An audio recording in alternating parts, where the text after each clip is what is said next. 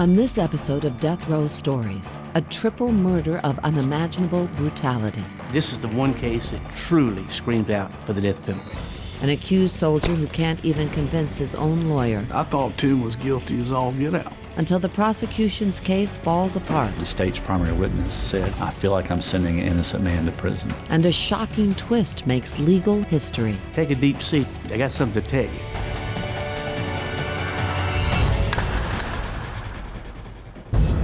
There's a body in the water. He was butchered and murdered. Many people proclaim their innocence. In this case, there are a number of things that stink. This man is remorseless. He needs to pay for it with his life. The electric chair flashed in front of my eyes. Get a conviction at all costs. Let the truth fall where it may.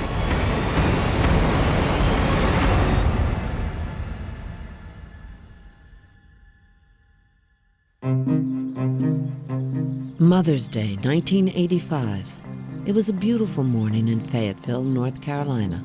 The dogwoods are blooming, little rolling hills. Neighbors know each other. Of course, they're all military families. It's within a mile of the Fort Bragg base itself. But on Summerhill Road, something seemed amiss at the home of the Eastburn family. The neighbor noticed that the newspapers in Katie Eastburn's driveway were piling up. And he knew that her husband was out of town, so that naturally raised his curiosity. He went and peeped in the window and heard the baby cry. And then he called the authorities. I received a call from dispatch. It was a homicide on Summerhill Road. When I got there, there was one deputy who had been in the building. His eyes had teared up. He was kind of holding his hat down and shaking his head. And he said, I don't understand this. The baby was taken to safety, and Detective Biddle and his partner entered the house. As we went down the hallway on the bedroom on the left-hand side, the first daughter was in there, and she was in the first grade. She was still in bed, and she had a Star Wars blanket pulled up around her neck. And she was stabbed 10 times. You could see the stab wounds through the blanket. We went further to the master bedroom. The youngest child was laying there. She was on her back. Her throat had been cut, almost decapitated. And on the right-hand side, facing the bed, was the mother. The bra was up around her neck. Her panties had been cut off of her. She had 14 stab wounds. The victims were Katie Eastburn, age 32, Kara, age 5, and Aaron, age 3. For so long after that homicide, I could close my eyes at night and I could see those children. Katie Eastburn's husband, Gary, was an Air Force captain. He rushed back from training in Alabama. It's hard to explain. You just stop. The world stops. When you look in his eyes, there was a void there. It tears your heart out. But you have to gather yourself because you have a job to do. We're gonna find out who did this.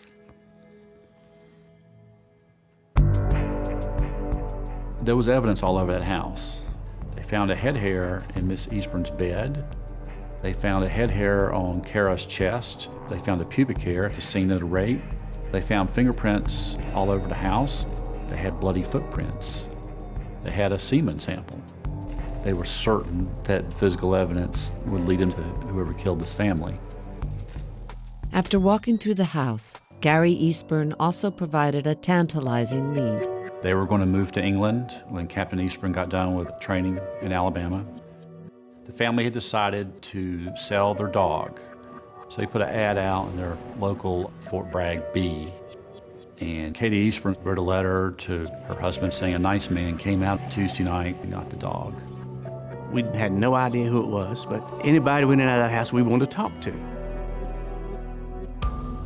Outside the crime scene, someone approached investigators with critical information from the night of the murders.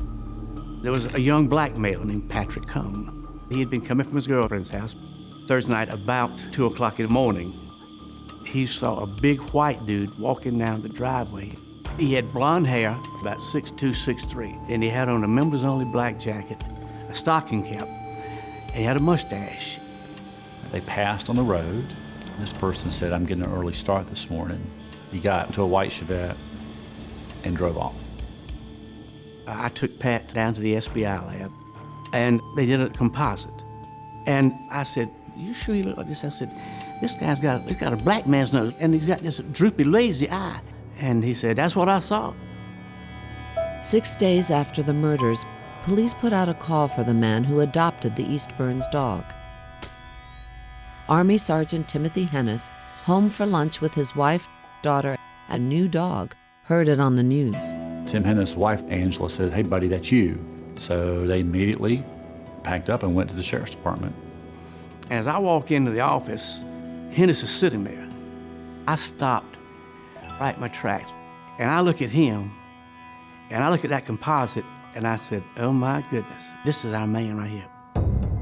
They go find Patrick home, and they put together a photo lineup. He eventually settled on number 2, which in fact was Tim Hennis. I said, are you sure? He said, I'm sure. He also, in the parking lot, picked Tim Hennis' white Chevette out and said, that's the car I saw. Hennis is still in the sheriff's department. He was being cooperative. They wanted samples of his hair, his blood, his saliva, which he gave. About midway through, he realized he was becoming a suspect, and he was getting madder and madder and madder. You just get that thing out of my face. He is the most arrogant human being I've ever seen in my life. He just felt like, you can't touch me. Well, yes, we will touch you. We reached out and touched him. At 1 a.m., sheriffs arrested Timothy Hennis. They charged him with rape and capital murder. He would face the death penalty. The arrest of a sergeant from the nation's largest army base sent shockwaves through the tight-knit community around Fort Bragg. Fayetteville bills itself as the most patriotic city in the country. If someone is murdered out of the blue, that stirs the blood in Fayetteville. Get an idea who would do this? Well, she was getting some strange phone calls that she had... Don't be giving no ideas who said something. I ain't giving no ideas about... Will you just look? They get outraged. Justice must be done. To defend their son, Tim Hennis's parents hired 2 young lawyers, Jerry Beaver and Billy Richardson. I thought Tim was guilty as all get out. And so I didn't particularly care for Tim. But the law school I went to stressed the importance of taking unpopular cases. In the days immediately afterwards, the news got worse for Tim Hennis. He had no alibi. Angela Hennis was out of town all weekend. On Saturday morning, he dragged a barrel out in the middle of the backyard and started burning stuff. Something his neighbors had never seen him do before. I don't know what it was, but it was something he burned. The lady who owns the cleaners called us and she said, that man that you all have arrested brought the black members on jacket into my cleaners Friday. Doesn't it look suspicious to you? Katie Eastburn's stolen bank card had been used twice on Friday night and Saturday morning, $150 each time. They found that Tim Hennis was late on his rent for the tune of about $300, which he paid on Monday. We really thought he was guilty. And there was a lot of physical evidence that was being tested. And if some physical evidence came back to Tim, he was dead. And so we wanted to come in ahead of time and get him to plead before that came out. But to Richardson's surprise, Hennis refused to consider a plea deal. Tim said something that haunted me. He looked at us, he said, they can test whatever they want. I was not in that house. I did not do it. And it's just that simple. And when the lab reports with blood type, footprints, and fingerprints came back, they corroborated Hennis's account. The physical evidence had not matched Tim Hennis. None of it had. Inconclusive or negative, inconclusive or negative. There wasn't a shred of physical evidence that was linking Tim to the crime. Billy's viewpoint then became, he must get this man exonerated because I believe him. Someone other than my client committed this crime. From that point on, I was totally convinced he was innocent. But even without physical evidence linking him to the crime, Tim Hennis was about to go on trial for his life. Before he adopted the Eastburn's dog in May of 1985, Sergeant Tim Hennis had a steady job in the military and a growing daughter he was devoted to. Then Hennis was arrested for the brutal murder of Katie Eastburn and her 2 little girls, aged 5 and 3. Hennis's lawyer had come to believe in his innocence. I was totally convinced watching him interact with Angela, because they do have a beautiful marriage, and watching him with his daughter. Tim is extremely good with children. I remember with my children how good he was. Of the fingerprints, blood, and semen found at the crime scene, none of it linked to Hennis. Down here, we didn't have the equipment and the facilities that they have up north. We had no DNA down here when this crime occurred. I would like to have had a fingerprint. He left his shoe or dropped something that we could tie him to it. But I thought we had enough to justify the case in the trial.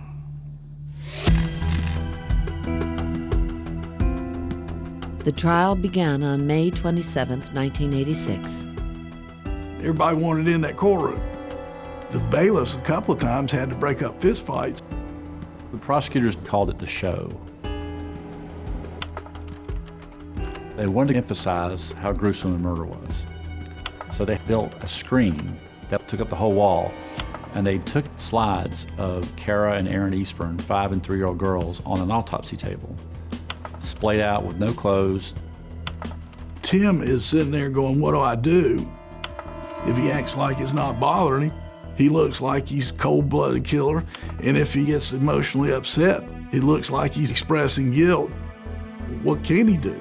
This went on for 2 days, slide after slide after slide. Felt like I was in a slam dunk competition with Michael Jordan. Prosecutor William Van Story also told the jury that Hennis's motive had been sex. Tim Hennis' wife was out of town, had a new baby, so he decided to make a pass at the married mother of 3 from whom he'd gotten the dog, and that didn't go well. Hennis thinks he was a player. So Ms. Eastburn said, no, you read this wrong. I'm just a friendly person. And then with that temper of his, he lost it.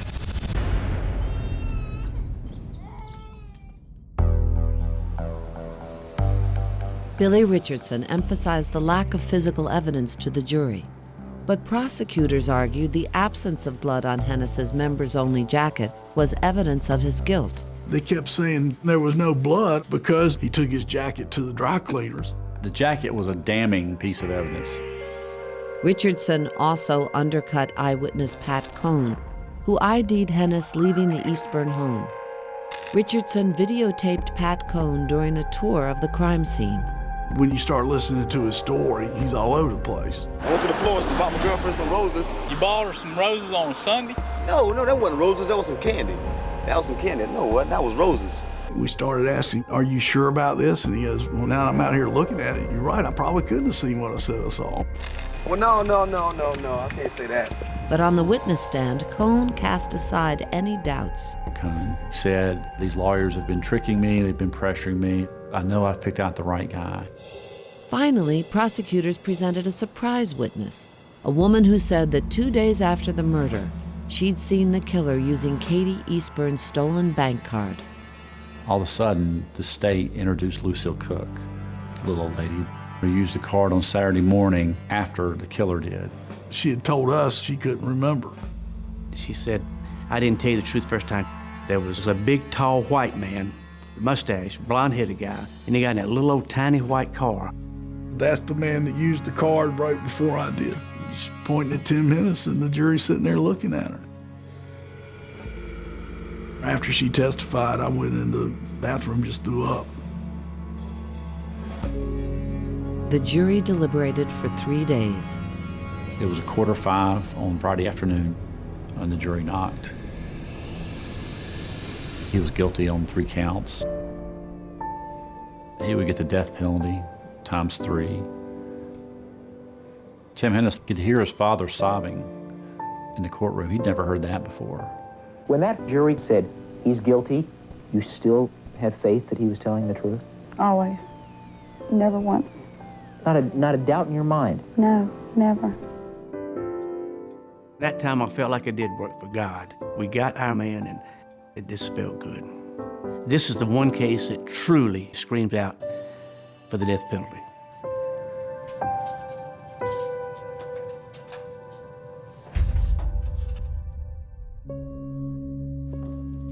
Tim Hennis had spent his entire career serving the military. Now he was serving time on death row. But not long after his arrival, Hennis received a mysterious letter. It said, "Mr. Hennis, I did the crime. You're doing the time.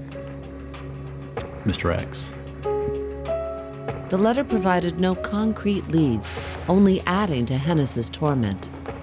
He got visits from his family, and his daughter is now 2.5 years old, and she would bang her hands on the plexiglass and say, "Open it, Daddy, open it." Why won't it open? Billy Richardson felt responsible for his client's predicament. We did not do as good a job as we were capable of doing.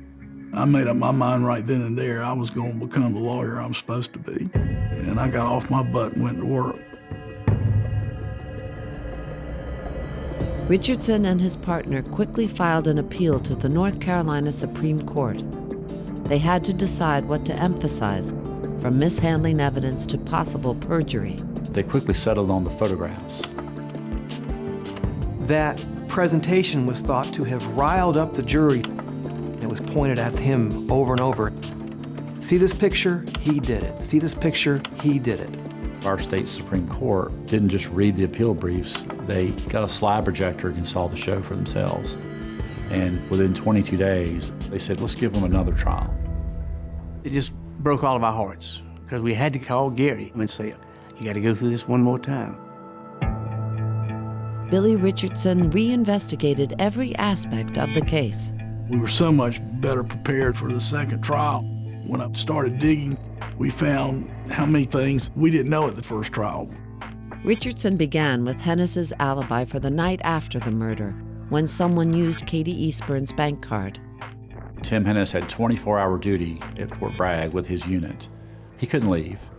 The people in his division remembered him gluing shingles on a dollhouse for his infant daughter.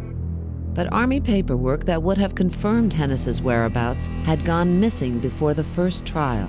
The Army paperwork's everything. They have paperwork for paperwork. We looked for that thing and looked for it, and there was a checkout sheet for every day but that day. So the prosecutor had a field day. But before the second trial, Richardson discovered why the paperwork had gone missing. The reason they couldn't find it is because the prosecutors had it. They didn't make a copy of it and leave it, they just took it. And so this piece of evidence that probably would have exonerated him in 1986 was kept in the prosecutor's custody all that time. Richardson also uncovered information that would undermine eyewitness Pat Cohn. Pat Cohn had helped him out in between trials. He was arrested using a stolen bank card. On another occasion, Patrick Cohn was drinking and disruptive, and the state dropped the case. He was known to tell people that the state couldn't touch him because he was a prime witness. Pat is not a strong-willed person, nice guy, don't misunderstand me, but he got a little bit of trouble there. But they were just minor things. Still, Richardson wasn't sure he could convince a jury that Cohn had lied about seeing Hennis, until a new piece of evidence was found, literally lying on the sidewalk. As defense attorney Billy Richardson prepared for the retrial of Tim Hennis, new evidence turned up on a Fayetteville sidewalk. The deputy who picked up the wallet noted that it had a letter in it. And we kept hearing that the letter said Tim didn't do it. You keep hearing rumors like that. Billy goes to the sheriff's department and has to pretend he's investigating another case, because if he let on he was investigating this case, that would have set off all kinds of bells and whistles. And sure enough, the lost wallet belonged to a fellow named Sean Buckner. Sean Buckner was a close friend of Pat Cohn, the prosecutor's star witness. The letter in Buckner's lost wallet called Cohn's testimony into question. That letter talks about Pat's doubts. Pat Cohn had told Sean Buckner and his fiancée about his doubts, to the point where they wrote each other a letter about it. Richardson flew to Louisiana, where Buckner was in training with the Air Force. But when he got there, Buckner closed the door in his face. He didn't want to get involved. Sean Buckner had a dilemma of whether to betray his friend and help free someone who may be wrongly accused of triple murder. And that was a tough one. Sean Buckner had no reason to help Tim Hennis. Richardson came home empty-handed, hoping Buckner would eventually change his mind. The retrial of Timothy Hennis began on February 27, 1989, almost 4 years after the brutal murders of Gary Eastburn's wife and daughters. The state went into it thinking it'd be a replay of trial 1. Meanwhile, the defense had an entirely different case. This time, Hennis would testify. We just really drilled him and filmed him and let him watch it. Did you kill these 3 people? No, I did not kill these people. I have a daughter of my own, and I could not hurt any children at all. Did you do this crime? No, I did not. We felt if Jim showed rage or emotion, the jury would say, well, look, there you see, he can get to that point. How does all this make you feel? Extremely upset and angry. On cross-examination, the prosecutor confronted Hennis with the alleged motive for the murder. The prosecutor says, you lost your cool. And went in there, tried to have sex with her, and when she refused, you snapped and killed her. They were trying to provoke Tim Hennis on the stand, and he had to calmly say, no, I did not, no, I did not. He said, I never had sex with that woman. That never happened. And when it was over, they had not gotten a reaction they wanted to. See him in a different light than the first jury had seen him made a huge difference. At the first trial, the absence of blood on Hennis's jacket had helped convict him, as the state's expert insisted dry cleaning had removed any blood stains. But Richardson saw it differently. I talked to the dry cleaner, and he said, you have to use a special chemical to remove blood. And I said, well, did you use it in this case? He goes, no, I just use ordinary dry cleaning. And when the prosecution challenged the dry cleaner's knowledge, Richardson was ready with his own expert. This chemist got a members-only jacket, put some blood on it, and took the jacket to a dry cleaner and ran a luminol test on the jacket, and it just glowed just as bright as can be. Right there's the blood, it's still there. Hennis's members-only jacket, on the other hand, had no signs of blood. Richardson had turned the prosecution's evidence against them. Richardson was also prepared for Lucille Cook, who swore she saw Hennis at an ATM 2 days after the murder. Lucille Cook had made dozens and dozens and dozens of ATM transactions around the time of this one. So they asked her, could she remember any of those? And of course, she could not. Bank logs also showed a 3.5-minute gap between the victim's card being used and Lucille Cook's transaction. Well, that doesn't seem like a lot of time until you sit there and time it. We had the jury sit there to see how long it was.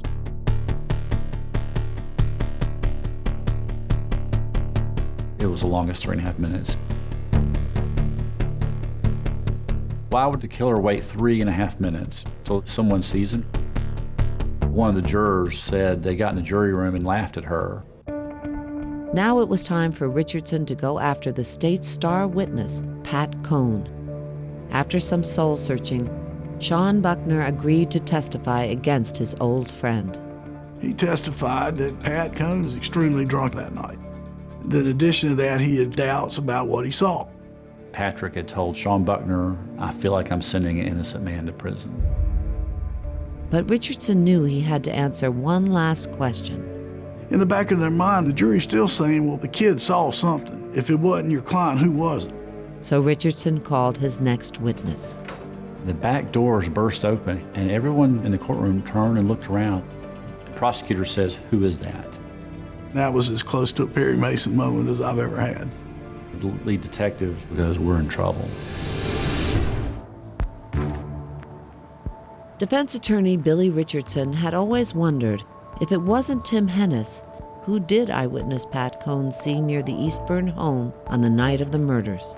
Billy was going door to door, interviewing every neighbor, and he found one couple that said, why don't you talk to that kid who walks the street? She goes, I see that fellow all the time. I mean, he walks the neighborhood all the time.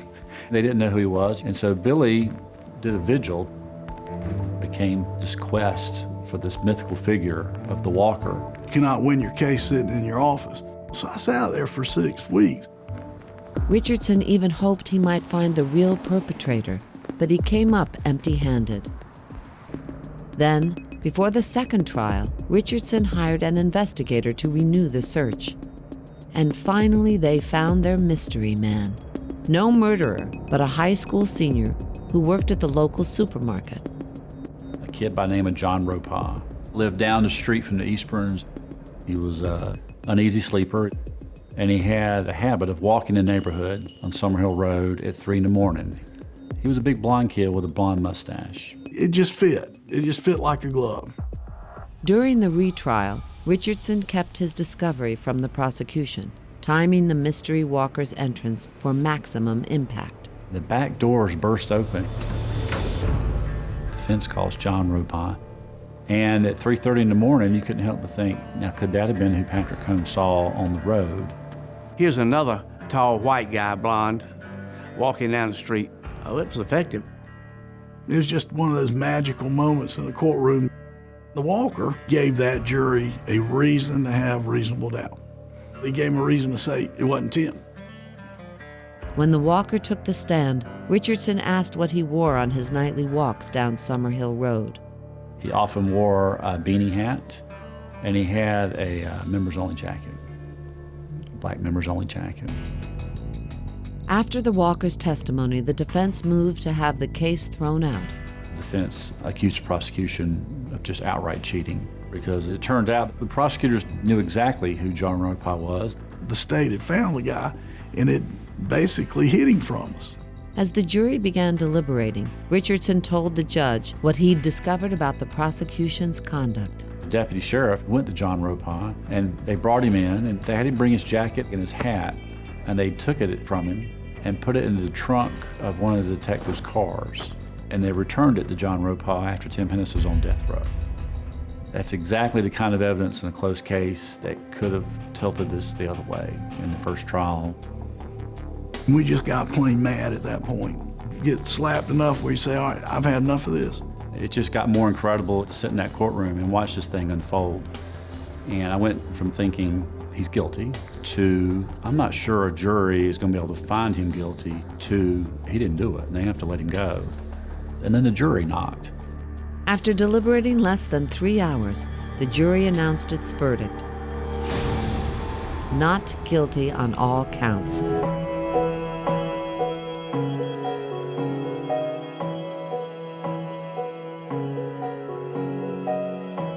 I just broke down and started crying because I knew what they'd been through. Next to marrying my wife, next to the birth of my children, that was probably the happiest day of my life. We've lived with the family and felt what they've been through, and it's just a tremendous, tremendous load taken off our shoulders. The jurors came out and they hugged Tim Hennis. They were adamant that they need to reinvestigate this case and quit picking on this guy. Somebody said, why are they bothering this poor man? Hadn't he suffered enough? Talking about Hennis. Why are they bothering this poor man? Has he not suffered enough? A man that killed 2 children and a woman. How much did Gary suffer? The rest of his life.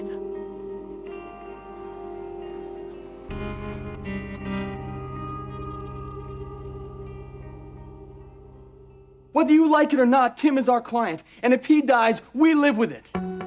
In the years that followed, the Hennis case became a textbook example of wrongful prosecution.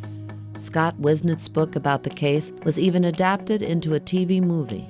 This case put people on notice that not everybody sitting in prison is guilty.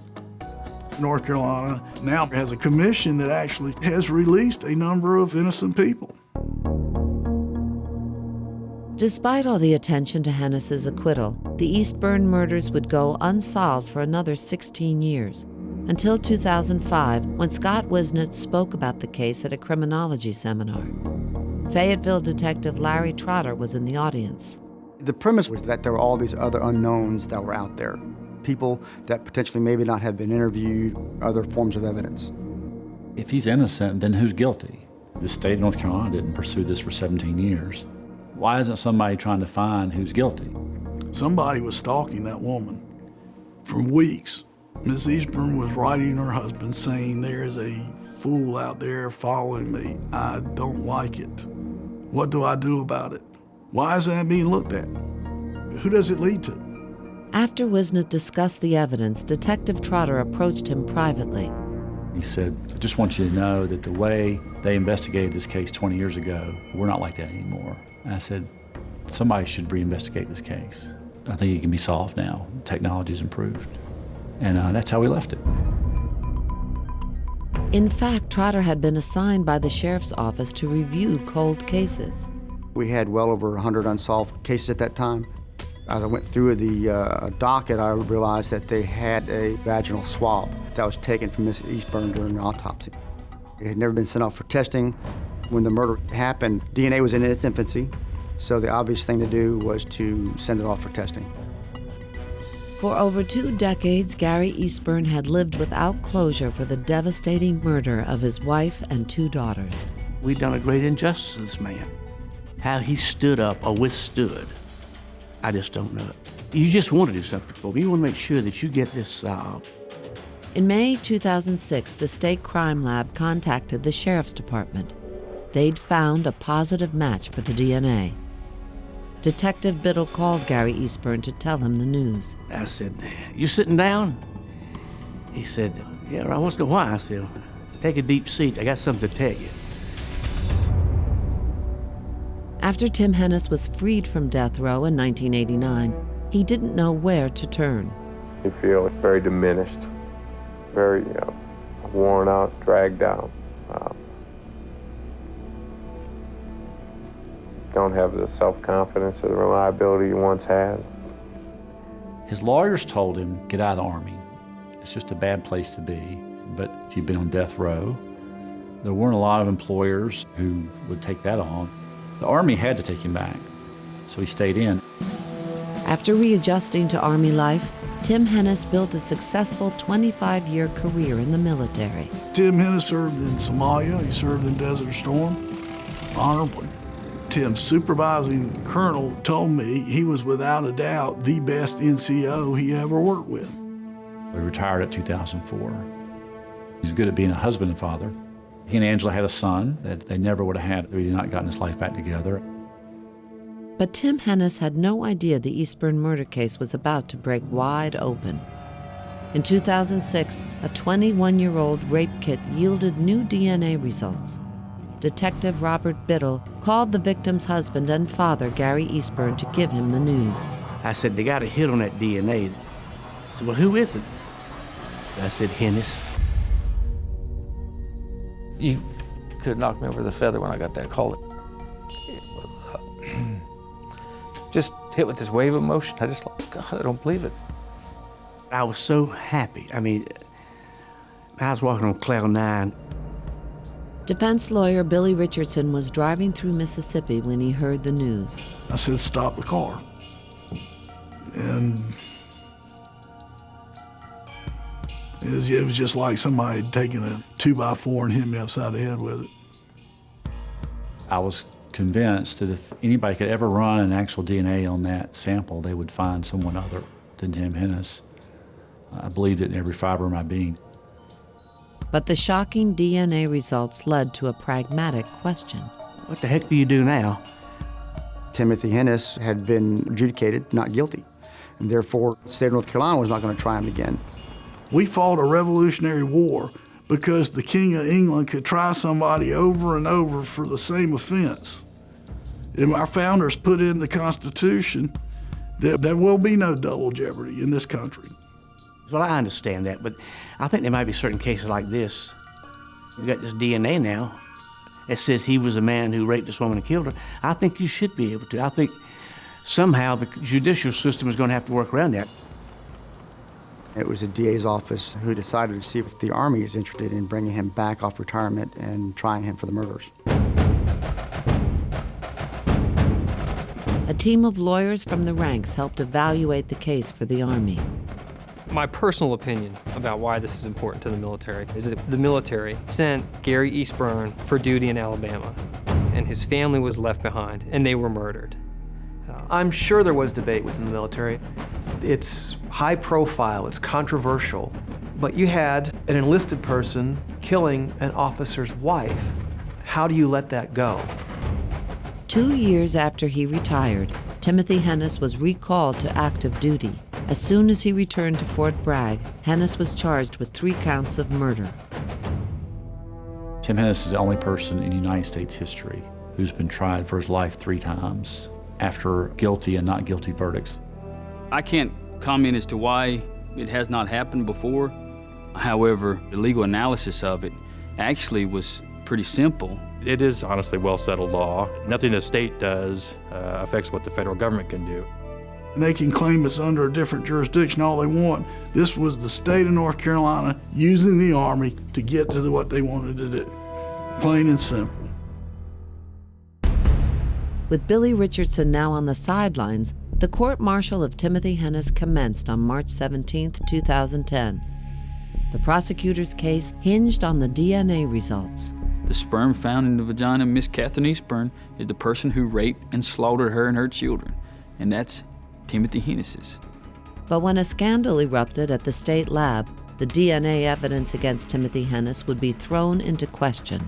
They were mixing up DNA samples and almost put an innocent guy in prison.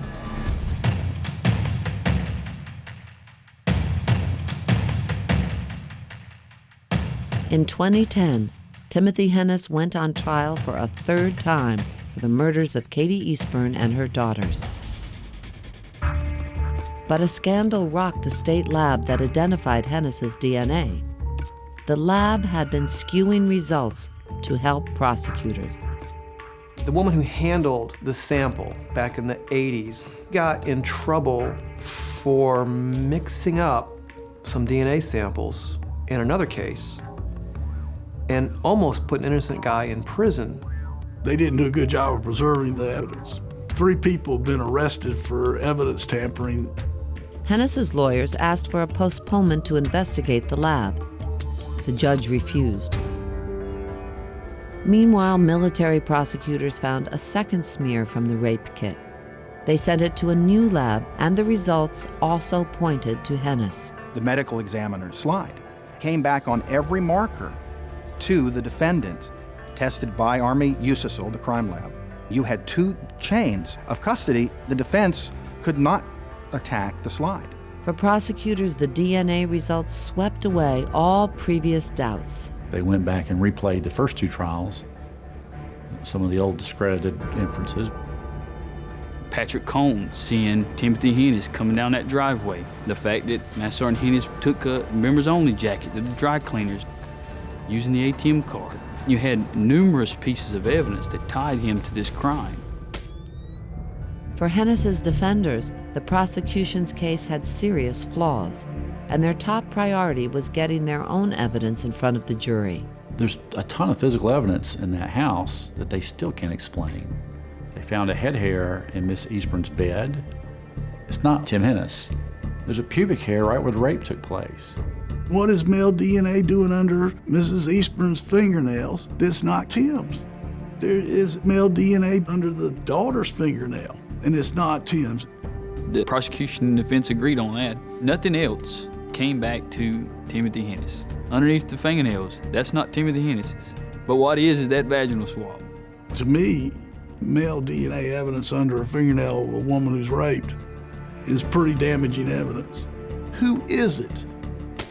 The fingernail scrapings weren't enough for a full DNA profile, so the defense asked to test all the crime scene evidence that might point to a different perpetrator, including a blood-soaked towel.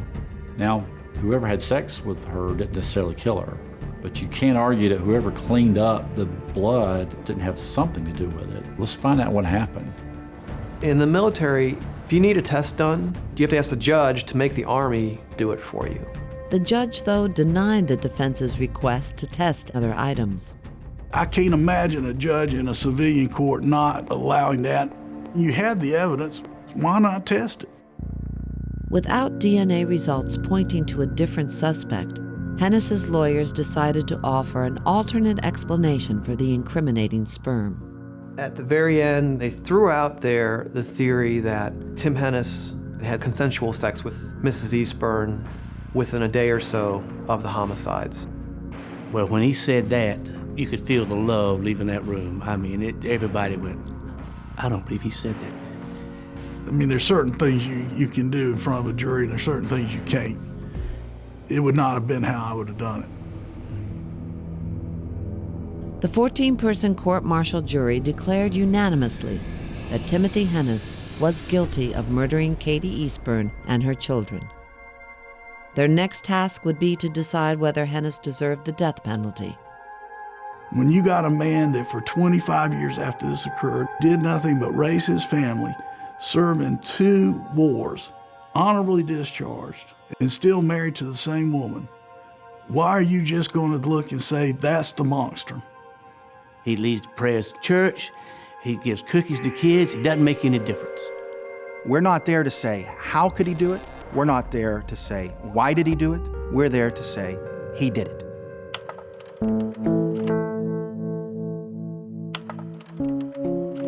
The prosecution ended their presentation with another slideshow. Gary Eastburn counted out the birthdays he's missed with his daughters, anniversaries, baptism. One of my trial partners asked Gary, what do you miss the most? And he just from his heart, with tears in his eyes, just said, I just miss them. On April 15, 2010, the jury sentenced Timothy Hennis to death.